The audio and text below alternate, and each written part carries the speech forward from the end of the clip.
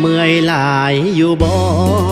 นานแล้วเนาะบ่ได้ถามข่าวเป็นจังใดเด้น้องสาวการงานเจ้าพอไว้อยู่บ่ได้พบกันจอมขวัญสบายดีบ่นานโทรมาติดต่อคิดฮอดแท้น้อแฟนเฮาคนนี้น้องสาวงานตาหวานกินข้าวแล้วบ่ห่วงใยเจ้าหลายแท้น้ออยากมาพบหน้าตาหวานถึงอยู่ไกลกันหักเขานั้นบ่เคยจืดจางคิดฮอดหลายผู้สาวผู้งานห่วงเจ้านั้นทุกวันทุกคืนเมื่อตอนเลิกงานนัดพบกันจีนหาหอยอายจะมานั่งคอยที่ซอยเดิมหานเก่าประจำให้เจ้า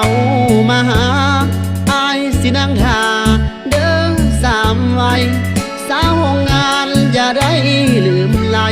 ตามที่ตัดไม้เดินน้องนางบางวันโอทีห่วงเจ้าอีหลีผู้สาวโรงงานพักผ่อนเด้อตาหวานห่วงสาวโรงงานทุกวันเวลา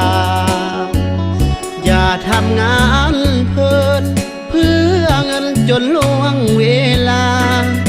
พักผ่อนหลายๆเด้อลาอาทิตย์นี้นะเข้ามาพ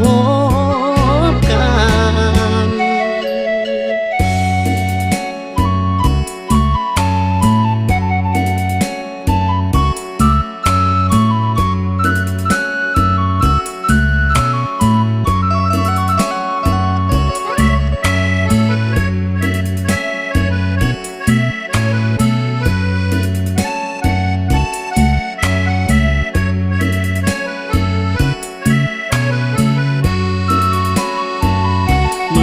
ตอนเลิกงาน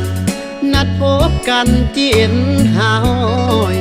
อายจะมานั่งคอยที่ซอยเดิมหานเก่าประจำให้เจ้ามาหาอายสินั่งท่าเดิมสามวัย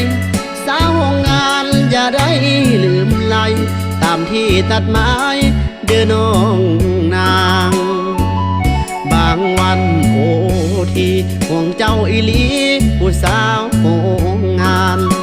พักผ่อนเด้อตาหวานห่วงสาวโรงงานทุกวันเวลาอย่าทำงานเพลินเพื่อเงินจนล่วงเวลาพักผ่อนหลายๆเด้อลาอาทิตย์นี้นะเข้ามาพบกั